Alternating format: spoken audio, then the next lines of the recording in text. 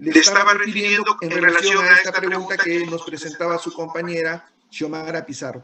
Ella también nos pregunta ¿cómo están sus... doctor Mercado? Ella también nos pregunta esencialmente cómo están sus funciones biológicas. Doctor Mercado, ¿me escucha? Sí, claro, sí le escucho. Disculpe que me les hacía la astingencia en relación a una alumna que preguntaba por el tipo de dieta, ¿no? Porque ya ayer les habían explicado cómo algunos alimentos, como por ejemplo la beterraga, puede presentarnos una orina como lavado de carne, o como algunos medicamentos, como es la rifampicina, como es la fenazopiridina, puede presentarnos ese tipo de color pseudo, entre comillas, lavado de carne. Entonces, es muy válida esa pregunta de la alumna en relación a la dieta. Comí días previos a la hematuria, el paciente refirió algún tipo de alimento en especial, doctor. Y de paso, la segunda parte de la alumna, que parece que no estuvo un poquito atenta a las funciones biológicas, preguntaba eso en razón a las funciones biológicas.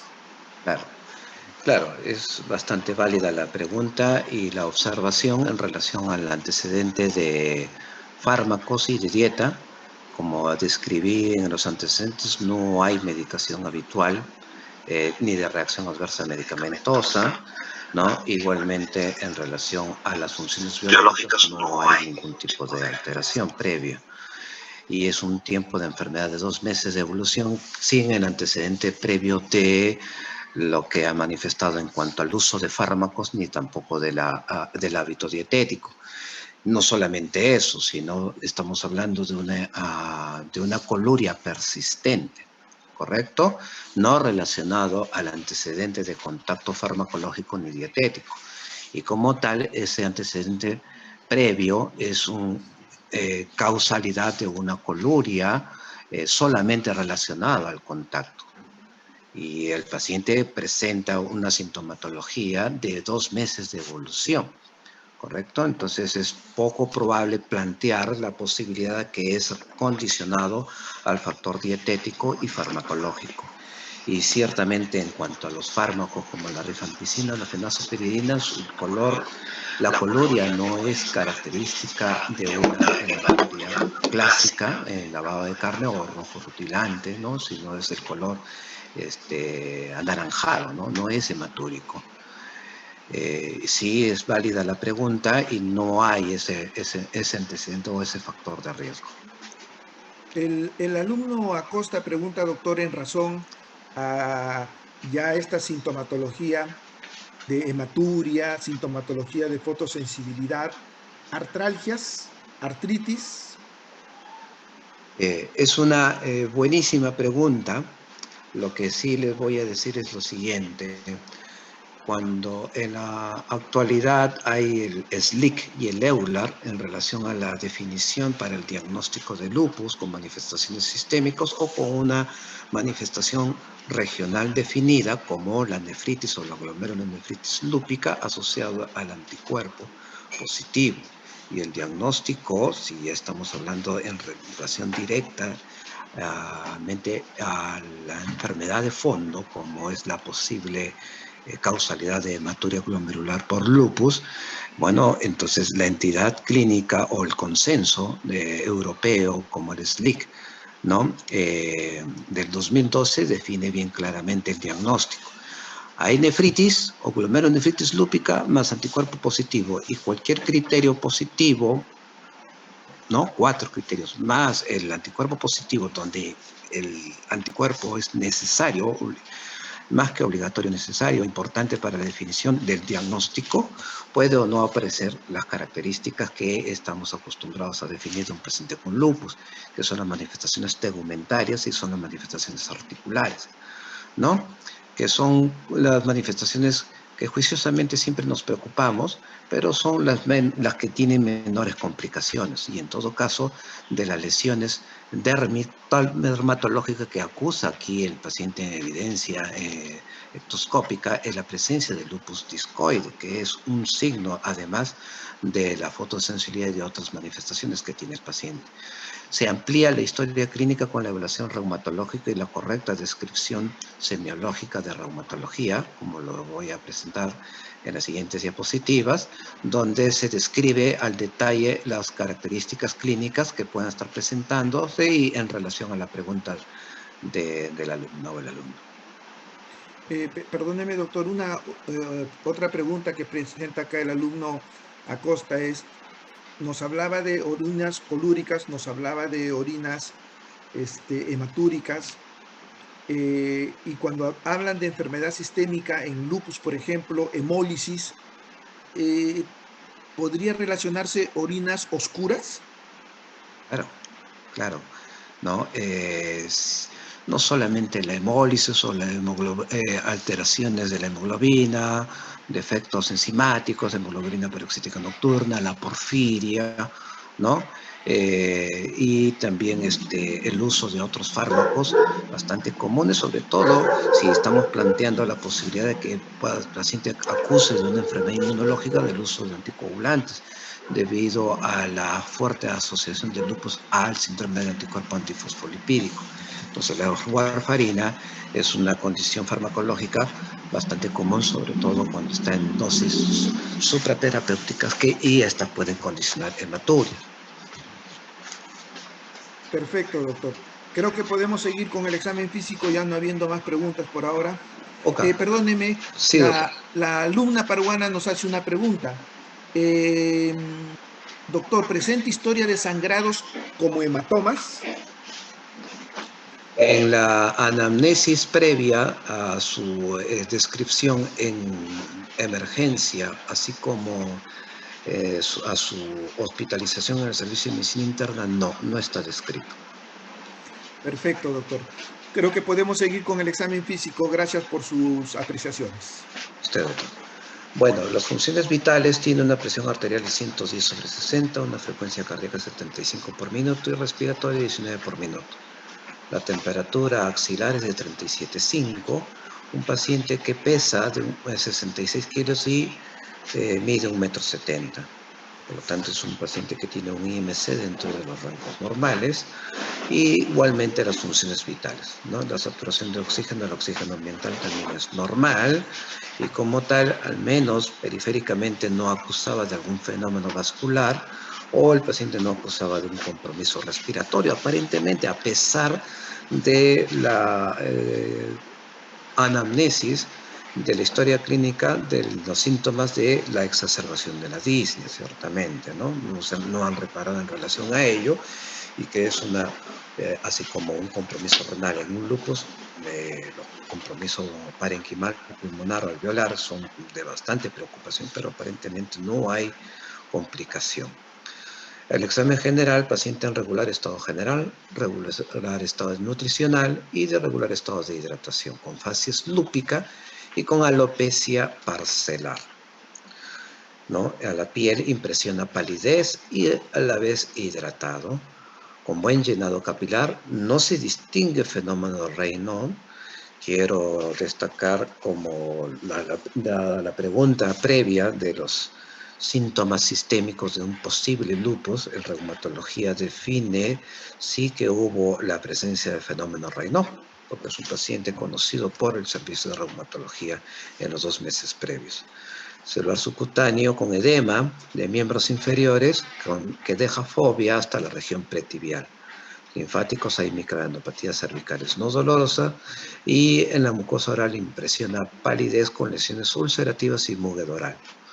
Cuello no ingurgitación yugular, no bocio, ¿no? Bueno, el paciente tiene una buena frecuencia respiratoria, tiene una buena saturación de oxígeno, el oxígeno ambiental, a pesar de la disnea, ¿no? Entonces no hay el compromiso respiratorio aparentemente, pero sí hay otros estigmas que hacen plantear la posibilidad de el LES y de una nefritis lúpica o de una glomerulonefritis lúpica y por lo tanto de una hematuria glomerular de origen lúpico, ciertamente, ¿no?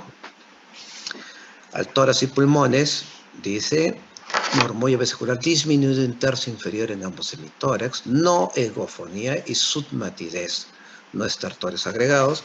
Dentro de los síndromes clínicos que ustedes ya reconocen, ¿no? Esto más nos habla de un posible síndrome restrictivo parenquimal, más que pleural, posiblemente atelectásico, ¿no? Y en todo caso, esa disminución del tarso inferior con submatidez habría que descartar no solamente que pueda ser una atelectasis, sino también infusión pleural. Es necesario descartar el problema de serosas cuando hablamos de un paciente con lupus. Cardiovascularmente, ruidos cardíacos normofonéticos, no soplos, no frote, no S3, choque de ponte en quinto espacio intercostal izquierdo, con pulsos periféricos presentes de buena amplitud e intensidad y sincrónicos.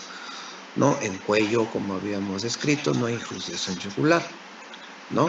Entonces, aparentemente no hay complicación cardiovascular. Digo aparentemente, ya que cuando nosotros hacemos la sospecha clínica de una enfermedad sistémica como el lupus, puede encontrarse serositis y eso es necesario hacerse los estudios de imágenes para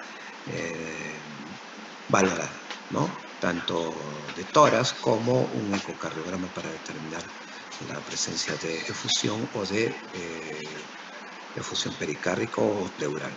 Al abdomen levemente globuloso, no cicatrices, cicatriz umbilical central, no se palpan masas, no es doloroso la palpación superficial ni profunda, no hay visceromegalia. Debo agregar además que ciertamente es globuloso, pero no hay matidez y menos matidez desplazable.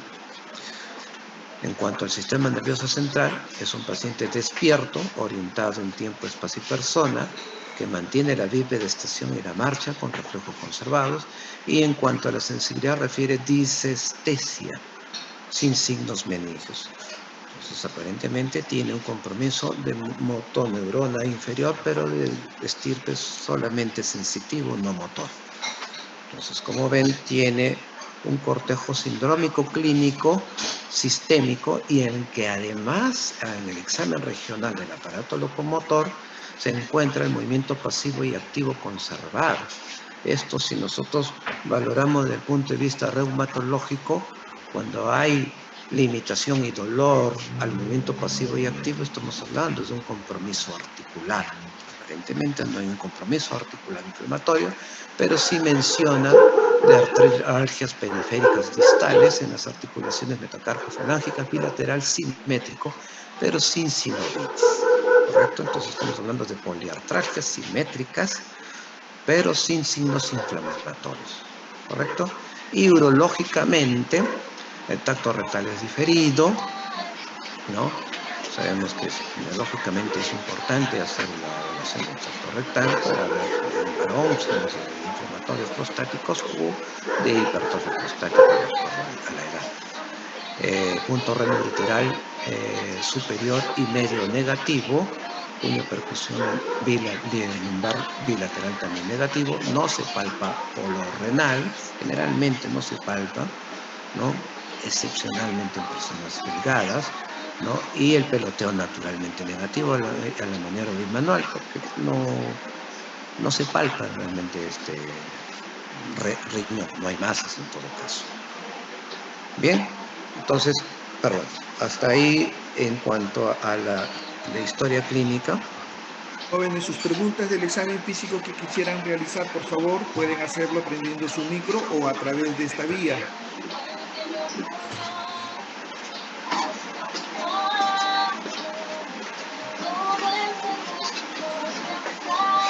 Antes que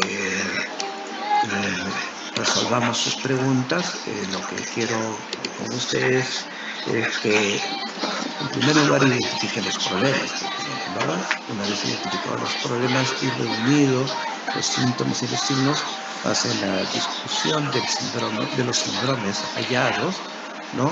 Y dentro de estos síndromes plantean sus diagnósticos diferenciales.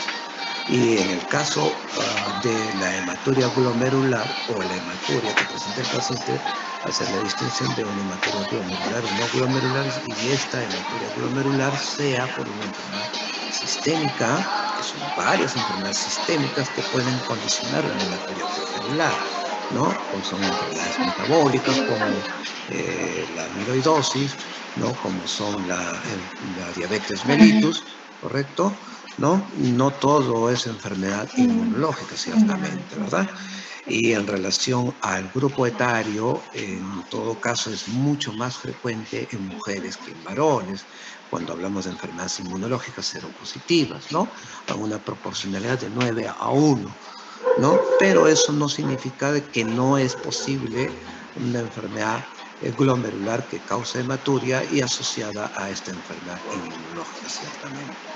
Entonces, ante esa condición, para poder hacer el checklist de los problemas y reunir los signos y síntomas para identificar los diagnósticos diferenciales o hacer diagnósticos diferenciales, entonces primero es la identificación de los problemas, cosa que después de los exámenes complementarios, yo lo que hago aquí es en relación a la discusión, es decir, cuáles son los hallazgos positivos identificados.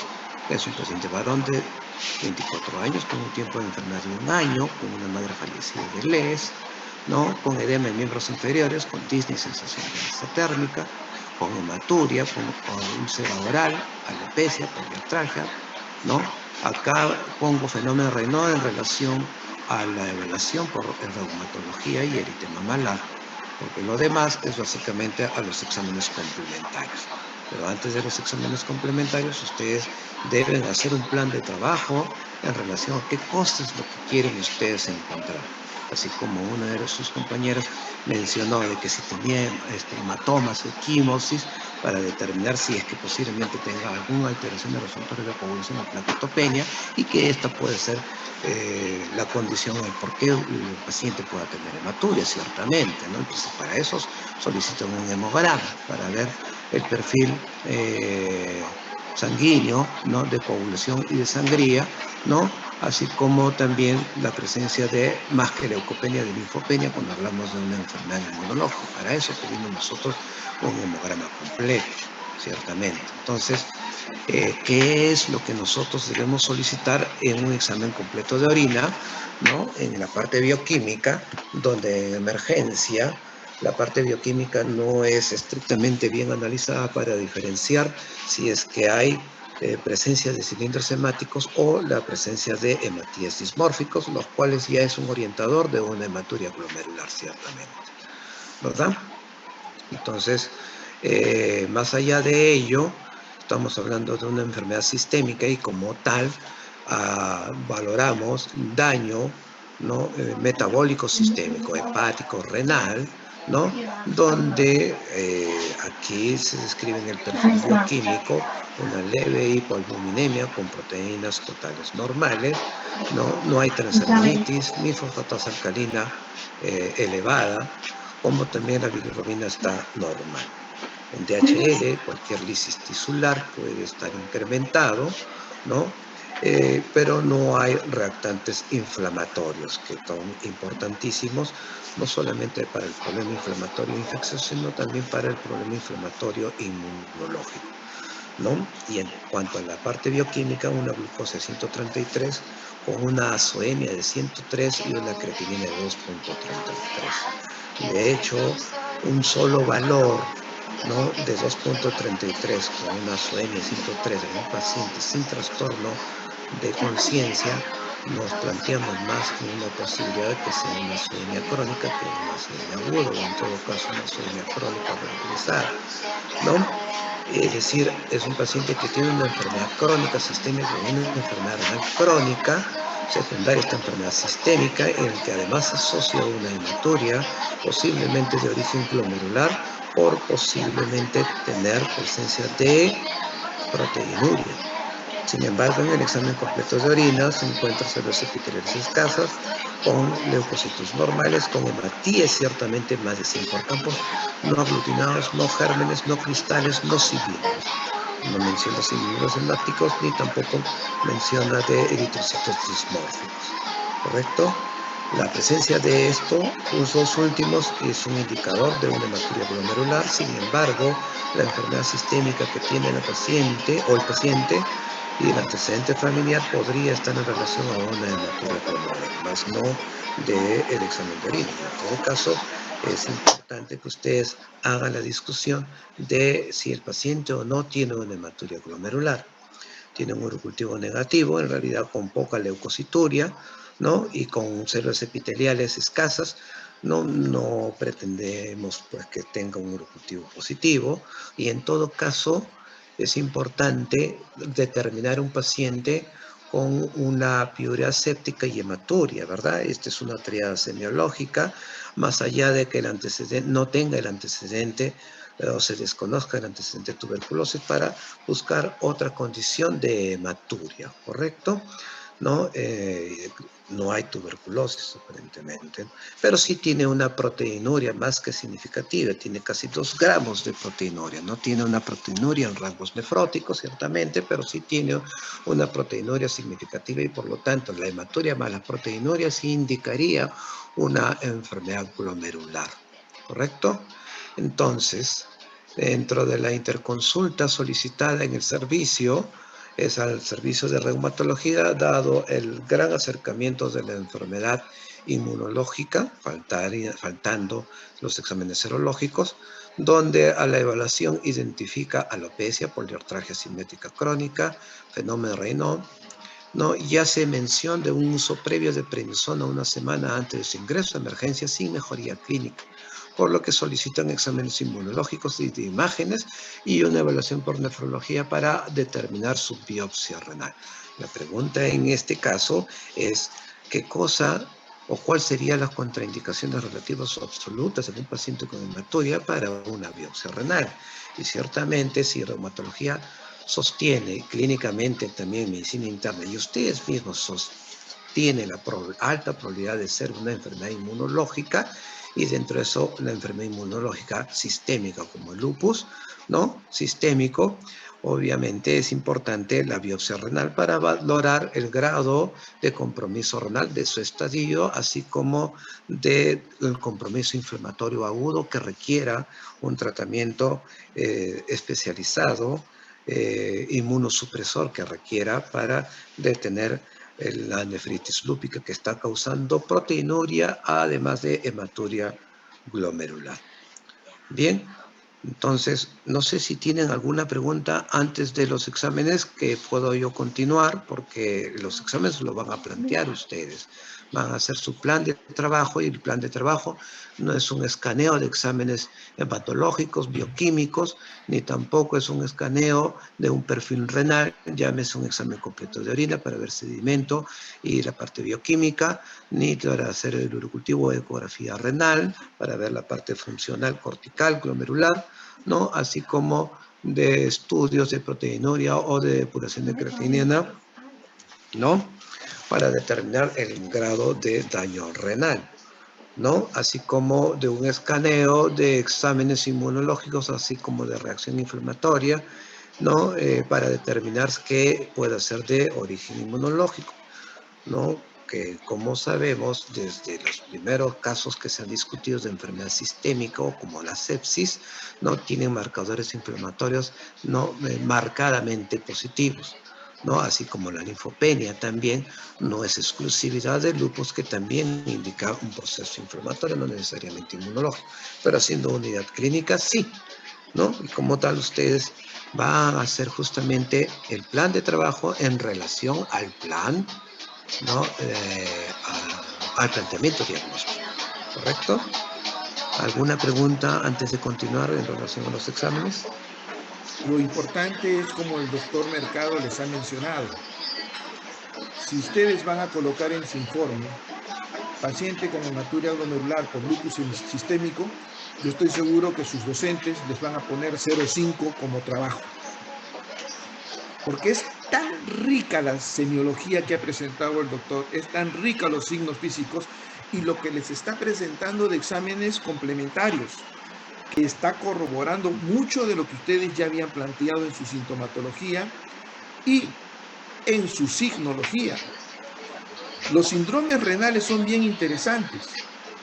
¿Por qué? Porque se pueden presentar en un mismo paciente 3 o más síndromes renales. Y eso, estoy hablando solamente de síndromes renales cuando la nefropatía es primaria. Pero si la nefropatía es secundaria, podremos presentar un síndrome renal, por decirles insuficiencia renal, podemos presentar otro síndrome renal, por decirles síndrome nefrítico, podemos presentar otro síndrome renal, por decirles síndrome nefrótico. ¿Se dan cuenta de la dificultad? Y si la enfermedad es sistémica, como muy detalladamente les está explicando el doctor Mercado, podemos plantear síndrome anémico, podemos plantear síndrome pleural, podemos plantear síndrome articular. Es decir, su planteamiento de síndromes ya no va a pasar solamente por un síndrome renal. Va a tener que ser planteado por la diversidad de síndromes que se esté presentando en el paciente. Acuérdense que hasta el cansancio el doctor les ha dicho, ¿hay síndromes dermatológicos? Hasta el cansancio el doctor les ha dicho, hay síndromes neurológicos. Ya sé que ustedes no han hecho todavía el capítulo de neurología. Ya sé que se nos viene endocrino y terminamos con neurología. Pero ya hay síntomas que ustedes, y signos, especialmente signos, que ustedes tienen que comenzar a agarrar su librito y decir, ¿tiene algo que ver en nefropatía, en manifestaciones sistémicas? Se nos dice enfermedad sistémica como lupus. ¿Tiene algo que ver esta sintomatología, esta signología neurológica? Entonces, nuevamente, si solamente vamos a colocar síndrome hematúrico, glomerular, de tipo secundario, 2 puntos, lupus, tengan la plena seguridad que sus docentes le van a poner 0,5.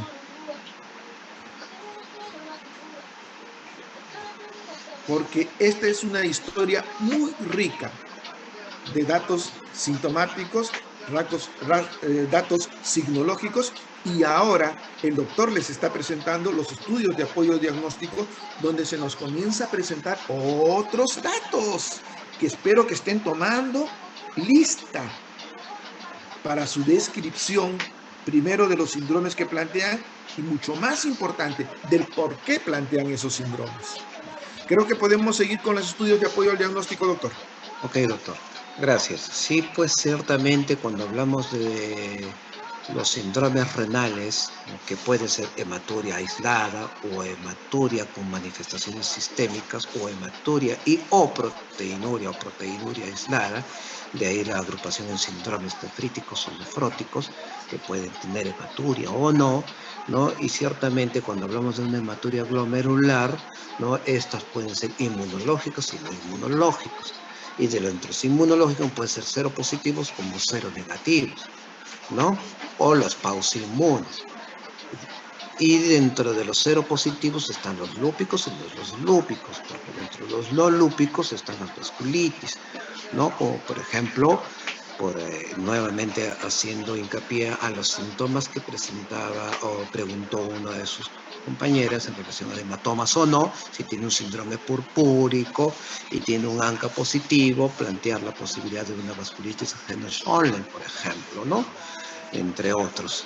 Entonces, la manifestación ¿no? La plurisintomatología que tiene el paciente nos obliga a plantear varias posibilidades diagnósticas, no necesariamente a encerrarse en la posibilidad que pueda ser lupus, ¿no?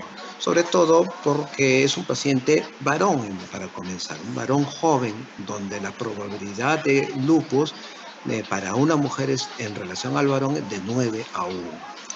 Y como muy bien dijo el doctor Acosta, los exámenes complementarios no solo sirven para reforzar el criterio de los diagnósticos diferenciales que estamos planteando.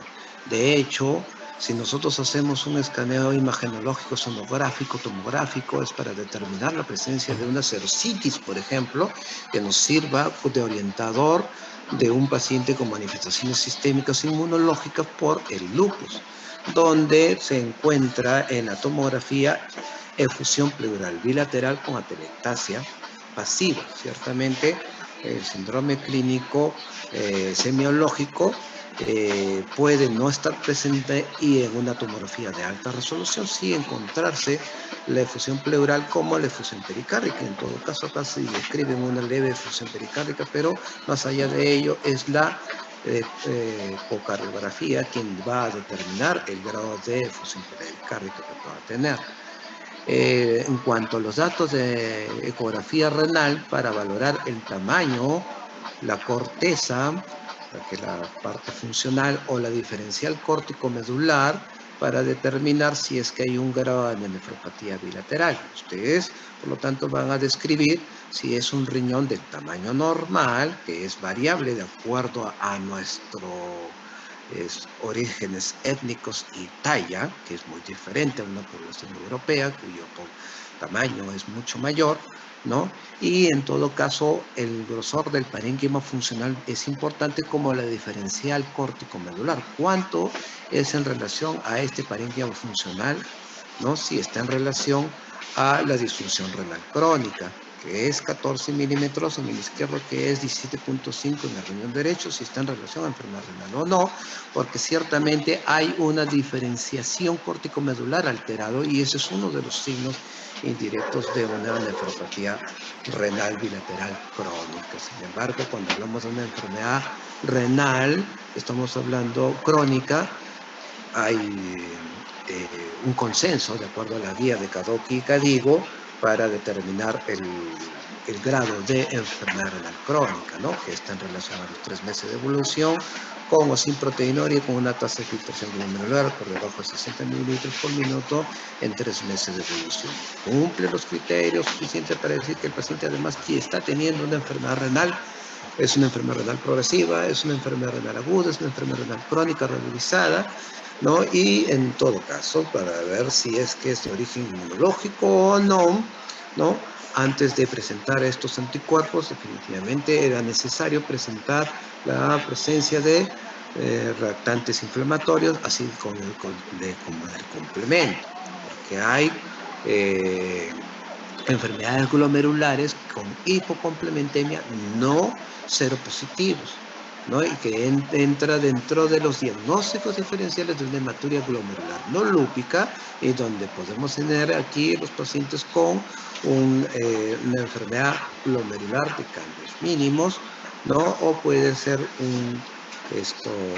de origen familiar o por inmunoglobulina A, que es hematuria persistente, pero generalmente es aislado, si no tiene manifestación sistémica. Pero aquí lo que ustedes necesitan hacer o van a hacer es justamente los diagnósticos diferenciales. Pero acá tienen un tremendo apoyo diagnóstico, que son los anticuerpos, ¿no? Antinucleares, y que son del perfil ENA, de ese anticuerpo antinuclear, ¿no? Donde sale un patrón homogéneo, 1/320 positivo, ¿no? Fuertemente asociado a el lupus eritematoso sistémico, que cuando hay daño renal está asociado a qué anticuerpo del perfil ENA, que es lo que ustedes van a describir. De hecho, acá solamente les voy a decir, para no entrar en detalle, tiene un anti-DNA de doble cadena positivo, altamente positivo. ¿Qué significa en relación al daño glomerular o de la hematuria glomerular que pueda presentar el paciente? Además tiene un ANCA positivo, ¿no? ANCA-P positivo. Igualmente, el qué puede estar relacionado a este ANCA positivo, ¿no? Porque además en reumatología, como usted ya lleva en la parte clínica, es sumamente apasionante los diagnósticos diferenciales de vasculitis, ¿no? Vasculitis sin lupus y vasculitis con lupus, o vasculitis asociado a lupus, ¿correcto? Bien. Este es justamente el examen reumatológico, ¿no? Que les he puesto para ustedes, para qué cosa es lo que hallaron clínicamente y laboratorialmente los reumatólogos para determinar el diagnóstico probable, ¿correcto? Entonces menciona lo siguiente: al examen físico encuentran rash malar, no describen alopecia, en el servicio de medicina sí. Úlceras orales tampoco manifiesta, en medicina interna sí. Edemas inferiores pone negativo, en medicina interna sí, ¿no? Úlceras de miembros inferiores no describe. Hay adenopatías inflamatorias, se refiere con seroftalmia y seroftomía negativo, ¿no? Que pueden ser, son síndromes asociados al lupus.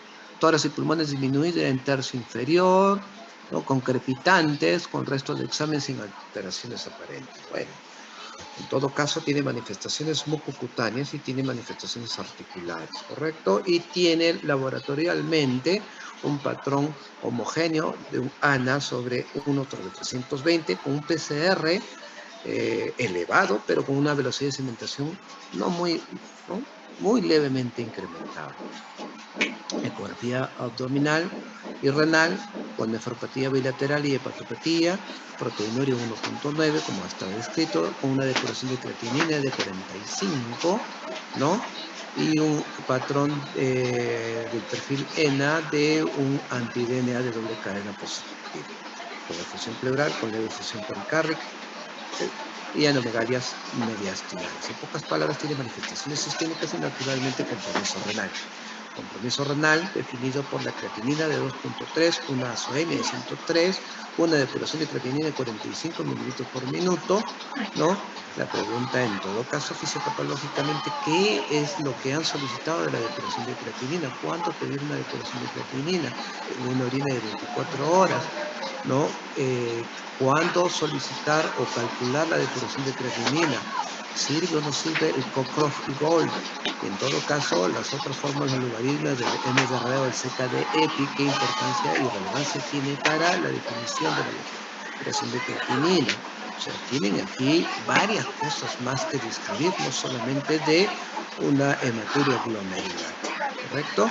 Entonces, para el reumatólogo, ¿no? Define la actividad inmunológica y como tal, ante la presencia de estos anticuerpos positivos y el compromiso renal, sugiere, ¿no? El tratamiento inmunosupresor, ¿no? Así como los datos de todo el perfil ENA, ¿no? El perfil SAF y el complemento, que son parte del estudio de lupus que ustedes van a aprender a reconocer cuando ya lleven el capítulo de reumatología. Bien, entonces ustedes por lo tanto van a hacer el síndrome principal, los síndromes secundarios, hacer su correlato fisiopatológico, establecer las características del diagnóstico presuntivo de acuerdo al reforzamiento de ese plan de trabajo que ustedes hacen, ¿no? En cuanto a los hallazgos positivos y de los problemas identificados. Como vuelvo a mencionar, ¿no? De los datos previos de la historia clínica, más de los exámenes complementarios de serocitis, de enfermedad renal con proteinuria, con hematuria, ¿no? Posiblemente de origen glomerular, ¿no? Si pedirían o no el examen de orina bioquímicamente para analizar la presencia de hematíes dismórficos, porque ciertamente este es un examen que si no lo hace una persona de experiencia, no lo va a identificar.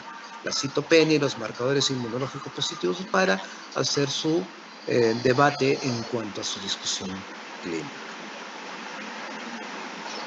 Muy bien, entonces esto era un reforzamiento teórico en cuanto a la diferenciación de una hematuria extraglomerular y glomerular. Nuevamente estábamos mencionando en cuanto a los eritrocitos dismórficos, ¿no? Que es el sello distintivo de una hematuria glomerular y que puede estar aislado o puede estar asociado a otras manifestaciones, como la presencia de proteinuria y otras manifestaciones sistémicas, como datos de la disminución de la tasa de filtración glomerular y de enfermedades sistémicas que tiene el paciente. ¿Correcto? Entonces, lo que van a hacer es el diagnóstico diferencial. Esta es una tabla sencilla, ¿no? De determinar los diagnósticos diferenciales de hematuria glomerular, que puede ser aislada o no. Las aisladas son las hematorias familiares asociadas a sordera, ¿no? Como el síndrome de Alport, ¿no? O asociadas a inmunocomplejos o inmunoglobulina A, pero también puede estar asociado a enfermedades sistémicas, como el presente caso. ¿Correcto? Bien, entonces quedo atento a las preguntas, ¿no? Perfecto, doctor, acabamos de compartir. Sí. Tienen todos ustedes el caso clínico con todas las ayudas, porque la intención de la presentación de estos casos clínicos no es ponerlos en compromiso de cuál es la duda, qué plantear. No, es que ustedes ordenen sus conceptos. Esa es la intención de estos casos clínicos. Ustedes frente a toda esta evidencia, cómo ordenan sus conceptos, porque eso es lo que más nos importa en el curso de semiología, que ustedes ordenen sus conceptos, se atrevan a ordenarlos, se atrevan, como siempre nos dice el doctor Vela, plantear sus hipótesis. Quien no plantea las hipótesis, cómo quiere resolver los problemas, cómo quiere